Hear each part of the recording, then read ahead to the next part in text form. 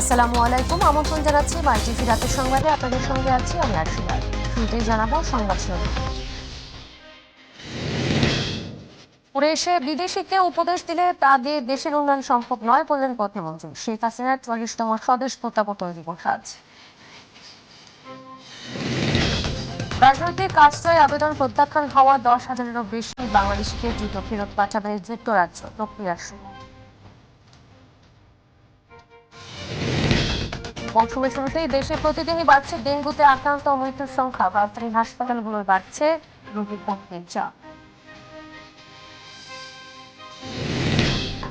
বাড়তি মুনাফা সিন্ডিকেটের কবলে ২০২১ সাল থেকে ধারাবাহিকভাবে অস্থিতিশীল নিত্য পণ্যের বাজার। কঠোর মনিটরিং ও শাস্তির দাবি ভোক্তাদের।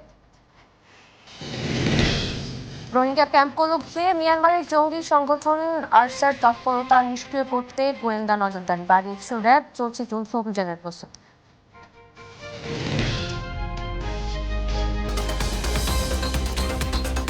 বলছিলাম সংবাদ শিরোনামগুলো, এবার হুট করে উড়ে এসে বিদেশিকে উপদেশ দিলে তাতে দেশের উন্নয়ন সম্ভব নয় বলে মন্তব্য করেছেন প্রধানমন্ত্রী শেখ হাসিনা। অন্যের অনুকরণ না করে দেশের মানুষের কথা চিন্তা করে অর্থনীতিবিদদের নীতিমালা প্রণয়নের আহ্বান জানালেন তিনি। সকালে রাজধানীর রমনা ইঞ্জিনিয়ার্স ইনস্টিটিউশন প্রাঙ্গণে বাংলাদেশ অর্থনীতি সমিতির ২২তম দ্বিবার্ষিক সম্মেলনের উদ্বোধনী অনুষ্ঠানে প্রধানমন্ত্রী এসব কথা বলেন। রাকিব হাসানের রিপোর্ট।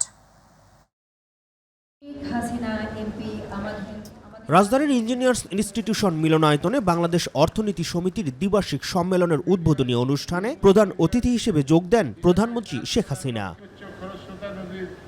দেশের মানুষই আওয়ামী লীগের একমাত্র শক্তি জানিয়ে তিনি বলেন, গ্রামের মানুষ যাতে নাগরিক সুবিধা পায় সেজন্য তৃণমূল থেকে উন্নয়ন বাস্তবায়ন করছে সরকার। গ্রামের অর্থনীতি যত বেশি মজবুত হচ্ছে, আমাদের শিল্প কলকারখানা বৃদ্ধি পাচ্ছে, বাজার সৃষ্টি হচ্ছে, আর পাশাপাশি রপ্তানিও আমাদের বাড়াতে হবে।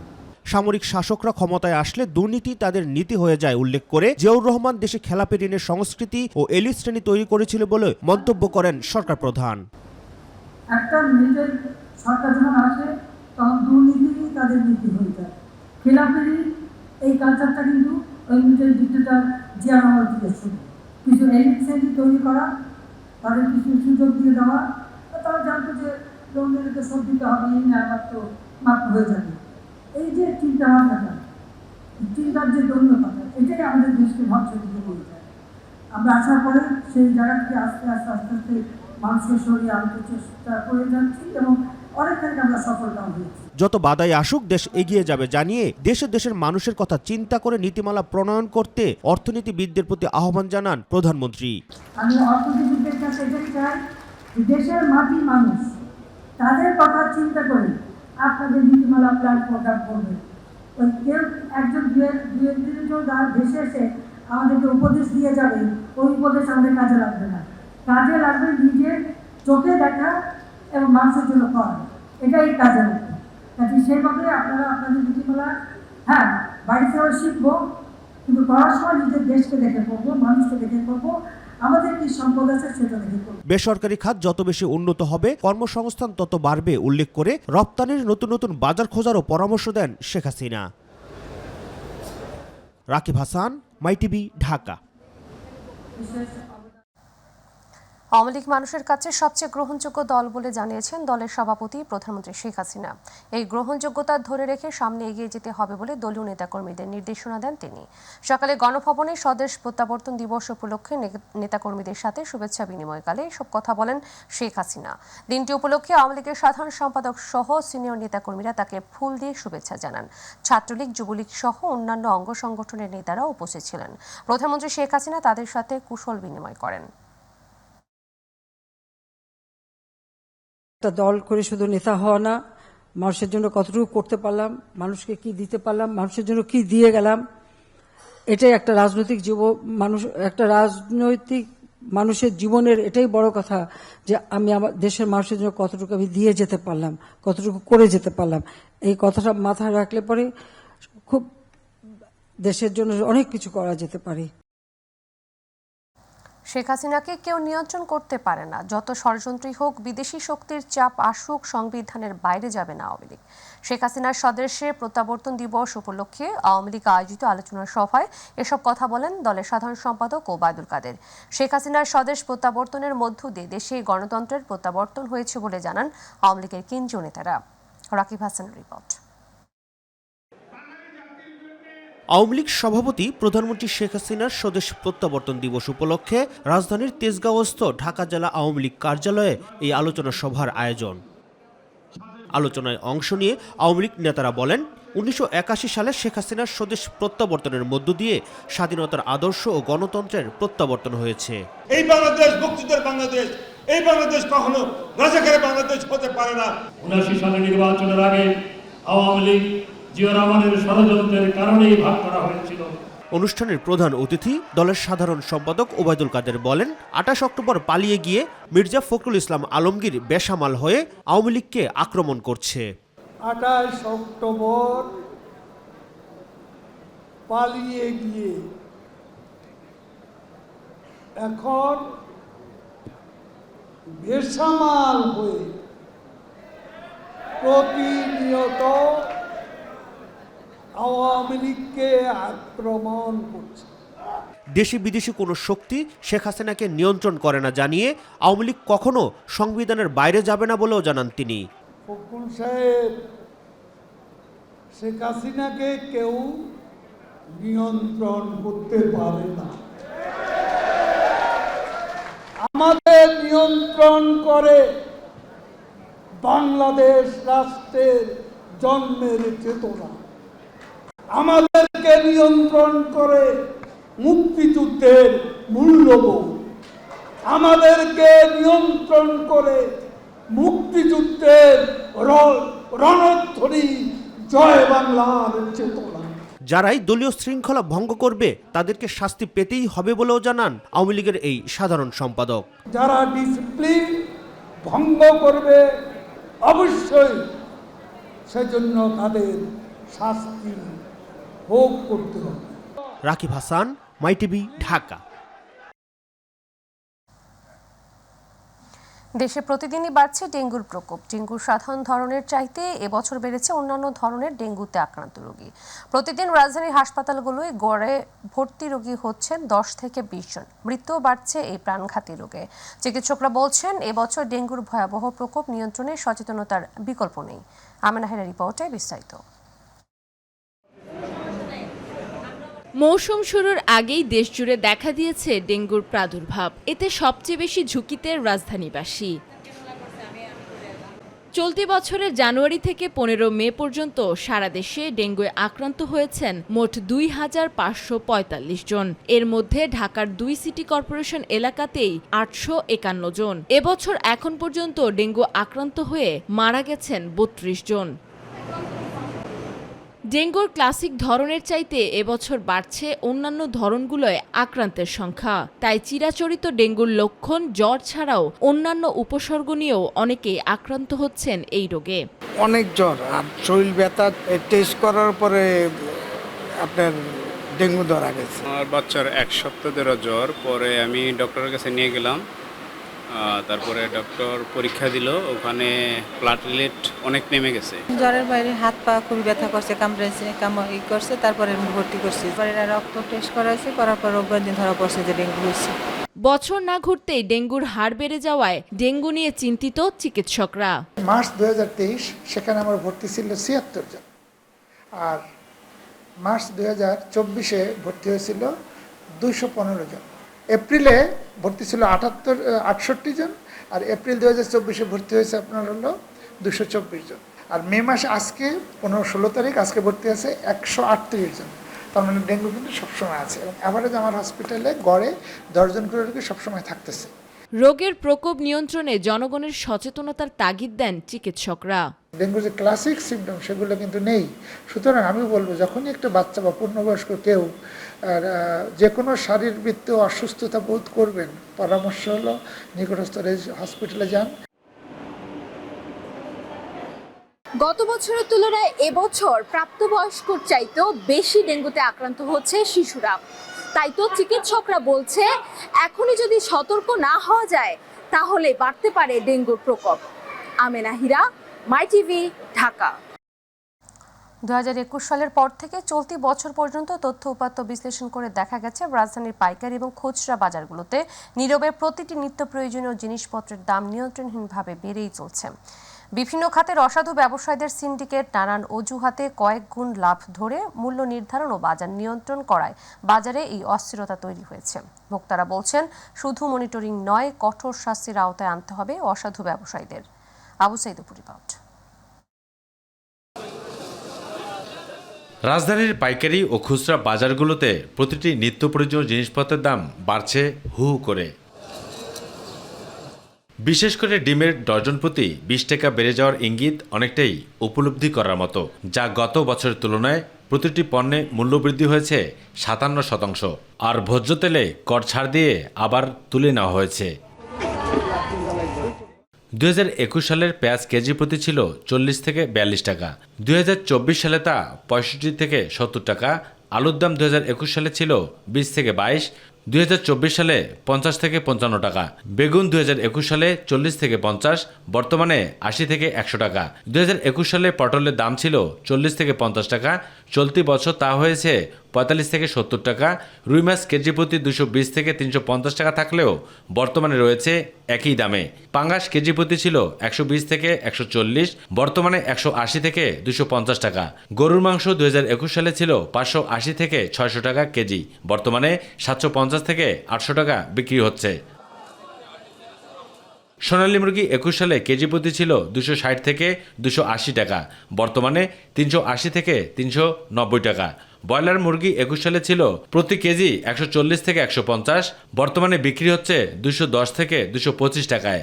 মুরগির ডিম 21 সালে হালি প্রতি 28 থেকে 30 টাকা, বর্তমানে 47 থেকে 48 টাকা দরে বিক্রি হচ্ছে। তবে ভোক্তাদের প্রশ্ন হলো, বছরের 11 মাস খোঁজখবর না থাকলেও রোজার মাস আসলে নড়েচড়ে বসে সংশ্লিষ্ট বাজার ব্যবস্থাপনার দায়িত্বে থাকা কর্তারা, আর বাকি সময় খোঁজখবর থাকে না কারো। তাই মুখের কথা নয়, বাজার নিয়ন্ত্রণে এর বাস্তবতা দেখতে চায় ভোক্তারা। 2021 সালের থেকে 24 সাল পর্যন্ত যেন আসলো, জিনিসের দাম খালি বেড়েই চলছে। বাজার দ্রব্যমূল্য নিয়ন্ত্রণে নাই। সরকারি বলে এমন একটা সিস্টেম করা উচিত যে উৎপাদনকারী তার মাল সরাসরি আপনার ভোক্তার কাছে পৌঁছে দিতে পারে। সার্বিক এই পরিস্থিতিতে কিভাবে ব্যাখ্যা করছেন পাইকারি ও খুচরা ব্যবসায়ীরা? তবে অজুহাতের উত্তরটাও যেন আগেভাগে থেকে মুখস্থ করা। আর যেই পণ্যটার আমদানি কম হয় ওটা বাজারে শর্ট থাকে, ওটার দাম বেশি থাকে।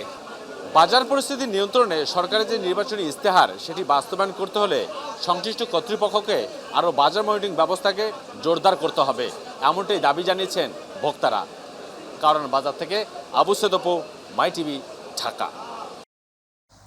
রোহিঙ্গা ক্যাম্পগুলো ঘিরে মিয়ানমারের জঙ্গি সংগঠন আরসের তৎপরতা নিষ্ক্রিয় করতে গোয়েন্দা নজরদারি বাড়িয়েছে র্যাব। পাশাপাশি যৌথ অভিযানেরও প্রস্তুতি রয়েছে বলে জানিয়েছেন সংস্থাটির আইন ও গণমাধ্যম শাখার পরিচালক কমান্ডার আরাফাত ইসলাম। আর সিটিসি প্রধান জানিয়েছেন, দেশের মাটি ব্যবহার করে কোনো জঙ্গি সংগঠনকে সক্রিয় হতে দেয়া হবে না। রাজধানীতে আলাদা সংবাদ সম্মেলনে এসব কথা বলেন তারা। আমেনা হীরা রিপোর্ট।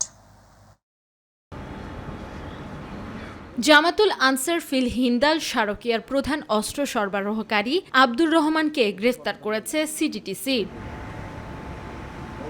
আসামির তথ্যমতে নাইক্ষ্যংছড়ি গহীন পাহাড়ি এলাকা থেকে বিপুল পরিমাণ অস্ত্র ও বিস্ফোরক উদ্ধার করা হয়। এ নিয়ে ডিএমপি মিডিয়া সেন্টারে সংবাদ সম্মেলনে সিটিটিসি প্রধান জানান, কোনো জঙ্গি সংগঠনকে সক্রিয় হতে দেয়া হবে না। বাংলাদেশের এরকম কোনো পরিস্থিতি নাই বা এরকম কোনো হাইড আউটের মতো অবস্থান নাই যেখানে একটি আন্তর্জাতিক জঙ্গি সংগঠনের সদস্য অবস্থান করতে পারে। 1 ইঞ্চি ভূমিও কোনো সন্ত্রাসীদের ব্যবহার করতে দেওয়া হয় না। এদিকে বহুল আলোচিত নড়াইলের লোহাগড়ায় সাবেক ইউপি চেয়ারম্যান শিকদার মোস্তফা কামালকে নৃশংস হত্যাকাণ্ডের ঘটনায় জড়িত প্রধান আসামি সহ 4 আসামিকে চট্টগ্রামের বায়েজিদ ও নড়াইল থেকে গ্রেফতার করেছে র্যাব। রাজধানীর কারওয়ান বাজারে এ বিষয়ে সংবাদ সম্মেলন করে সংস্থাটির আইন ও গণমাধ্যম শাখার পরিচালক কমান্ডার আরাফাত ইসলাম। সংবাদ সম্মেলনে র্যাব পরিচালক জানান, প্রভাব বিস্তারকে কেন্দ্র করেই পরিকল্পিতভাবে হত্যা করা হয় সাবেক ইউপি চেয়ারম্যানকে। এলাকায় আধিপত্য বিস্তারের যে একটি আমাদের একটি অপসংস্কৃতি বিদ্যমান আছে, সেই অপসংস্কৃতির একটি ফসল হলো এই হত্যাকাণ্ড। এবং এই লিপনের ছত্রছায়ায় সে দীর্ঘদিন এলাকায় চাষের রাজত্ব কায়েম করত, চুরি ডাকাতি এবং বিভিন্ন ধরনের মাদক সেবন এবং মাদক কারবারের সাথেও সে জড়িত ছিল। এর বিরুদ্ধে এই মামলাটি ছাড়াও আরও 3টি মামলা আছে। এ সময় রোহিঙ্গা ক্যাম্পগুলো ঘিরে জঙ্গি সংগঠন আরসার তৎপরতা নিষ্ক্রিয় করতে গোয়েন্দা নজরদারি বাড়ানো হয়েছে বলেও জানান তিনি। আরসার এই আক্রমণ বা আরসার এই ধরনের তৎপরতাকে নিষ্ক্রিয় করার জন্য আমরা স্থানীয় যে থানা এবং অন্যান্য যে আইন প্রয়োগকারী সংস্থাগুলো আছে তাদের সাথে নিবিড় যোগাযোগ রাখছি, তাদের মুভমেন্টকে আমরা ট্র্যাকিং করছি এবং তাদের বিরুদ্ধে আমাদের গোয়েন্দা তৎপরতা অব্যাহত আছে। আমেনা হীরা, মাই টিভি, ঢাকা। যুক্তরাজ্যে স্থায়ীভাবে বসবাস করার জন্য 10,000-এরও বেশি বাংলাদেশির আবেদন খারিজ করে দিয়ে তাদের ফেরত পাঠানোর সিদ্ধান্ত নিয়েছে দেশটির কর্তৃপক্ষ। যুক্তরাজ্য ও বাংলাদেশ ফাস্ট ট্র্যাক রিটার্ন চুক্তিতে সম্মত হওয়ার পর এই সিদ্ধান্ত নেওয়া হয়। বৃহস্পতিবার এক প্রতিবেদনে এই তথ্য জানিয়েছে ব্রিটিশ সংবাদ মাধ্যম। জুবাইর রহমানের রিপোর্ট।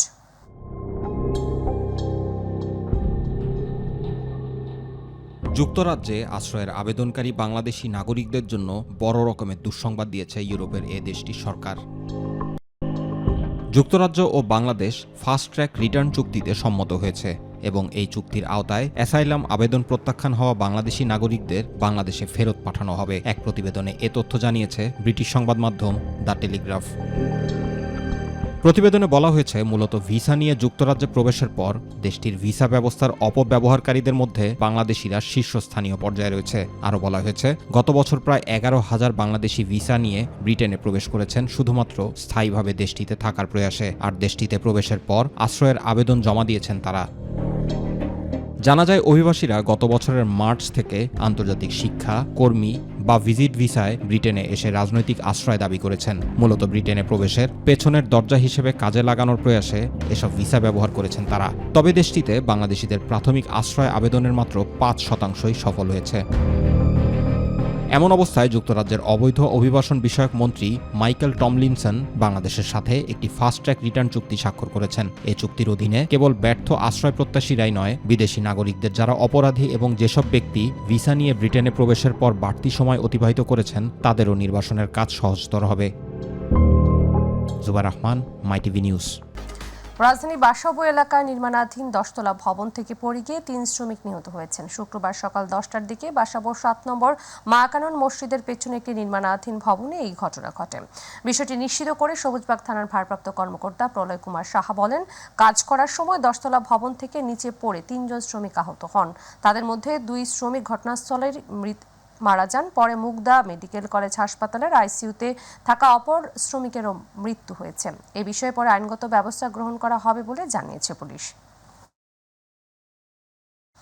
কুমিল্লার 14 গ্রামের ঢাকা চট্টগ্রাম মহাসড়কে যাত্রীবাহী বাস নিয়ন্ত্রণ হারিয়ে সড়কে উল্টে 5 যাত্রী নিহত হয়েছেন। এ সময় আরও বেশ কয়েকজন যাত্রী আহত হন। ভোরে ঢাকা চট্টগ্রাম মহাসড়কের বসন্তপুর এলাকায় এই দুর্ঘটনা ঘটে। তাৎক্ষণিক নিহতদের নাম পরিচয় পাওয়া যায়নি। মিয়াবাজার হাইওয়ে থানার এসআই গিয়াসউদ্দিন দুর্ঘটনার বিষয়টি নিশ্চিত করেন। তিনি জানান, ভোরে ঢাকা থেকে কক্সবাজারের দিকে যাচ্ছিল রিল্যাক্স পরিবহন নামের একটি যাত্রীবাহী বাস।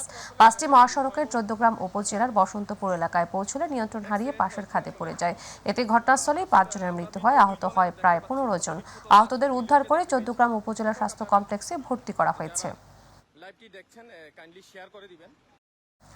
চলমান তাপপ্রবাহ কমে সোমবার থেকে সারা দেশে স্বস্তির বৃষ্টি নামতে পারে বলে জানিয়েছে আবহাওয়া অধিদপ্তর। রোববার থেকে সিলেট, বরিশাল ও চট্টগ্রামে বৃষ্টির সম্ভাবনা, সারা দেশে তাপপ্রবাহ কমতে থাকবে বলে জানিয়েছেন আবহাওয়াবিদ AKM নাজমুল হক। তিনি আরও বলেন, মাসের বাকি সময় তীব্র তাপপ্রবাহের সম্ভাবনা নেই। আমেনা হীরা রিপোর্টে বিস্তারিত। চলতি মাসের শুরুতে টানা বৃষ্টির পর সারা দেশেই বেড়ে চলেছে তাপমাত্রা। 64 জেলায় চলছে মৃদু তাপপ্রবাহ। বিগত বছরগুলোর তুলনায় এবার তাপের তীব্রতা বেশি হওয়ায় গরমে নাকাল নগরবাসী। তবে নগরবাসীর জন্য স্বস্তির খবর জানিয়েছে আবহাওয়া অধিদপ্তর। তাপপ্রবাহের মধ্যেই 6 বিভাগের 2-1 জায়গায় বৃষ্টি হতে পারে জানিয়েছে তারা।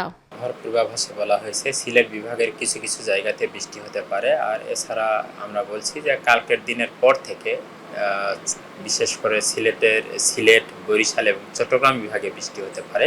সোমবার থেকে সারা দেশে বৃষ্টি হলে তাপপ্রবাহ কমবে বলেও জানান আবহাওয়াবিদ। 20 তারিখে এই বৃষ্টিটা সারা দেশে ছড়িয়ে পড়তে পারে, তবে খুলনা বিভাগে বৃষ্টিপাত কিছুটা তুলনামূলকভাবে কম থাকতে পারে। 19 তারিখের পর থেকে এই চলমান তাপপ্রবাহ অনেকটা প্রশমিত হতে পারে। পুরো বর্ষা মৌসুম জুড়ে সমুদ্রে কয়েকবার লঘুচাপ সৃষ্টির সম্ভাবনা রয়েছে বলেও জানান আবহাওয়াবিদ AKM নাজমুল হক। মে মাসে 1 থেকে 2টি লঘুচাপ তৈরি হতে পারে এবং তা থেকে কোনো একটি ঘূর্ণিঝড়ের রূপ নিতে পারে। আমেনা হীরা, মাই টিভি, ঢাকা। সংবাদের শেষ প্রান্তে আমরা, তবে যাবার আগে সংবাদ শিরোনামগুলো জানিয়ে দিচ্ছি আরও একবার। উড়ে এসে বিদেশিকে উপদেশ দিলে তাদের দেশের উন্নয়ন সম্ভব নয় বললেন প্রধানমন্ত্রী শেখ হাসিনার 44তম স্বদেশ প্রত্যাবর্তন দিবস আজ। রাজনৈতিক আশ্রয় আবেদন প্রত্যাখ্যান হওয়ার 10,000-এরও বেশি বাংলাদেশিকে দ্রুত ফেরত পাঠাবে যুক্তরাজ্য, প্রক্রিয়া শুরু। মৌসুমের শুরুতে দেশে প্রতিদিনই বাড়ছে ডেঙ্গুতে আক্রান্ত মৃত্যুর সংখ্যা। রাজধানী হাসপাতালগুলো বাড়ছে রোগী ভর্তির চাপ। বাড়তি মুনাফা সিন্ডিকেটের কবলে 2021 সাল থেকে ধারাবাহিকভাবে অস্থিতিশীল নিত্য পণ্যের বাজার। কঠোর মনিটরিং ও শাস্তি দাবি ভোক্তাদের।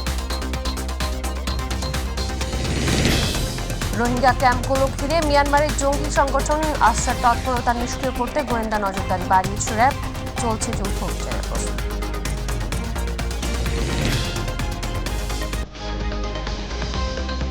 দর্শক ধন্যবাদ সাথে থাকার জন্য। এছাড়া ইউটিউবে মাই টিভি সংবাদ পেপার ভিজিট করুন, ইউটিউব/মাই এবং আমাদের সকল অনুষ্ঠান দেখতে ভিজিট করুন ইউটিউব/মাই টিভি বাংলা, ফেসবুক/মাই টিভি বাংলা। পরবর্তী সংবাদ রাত 9টা 30 মিনিটে দেখার আমন্ত্রণ জানিয়ে বিদায় নিচ্ছে আরশিদা আলী। আল্লাহ হাফেজ।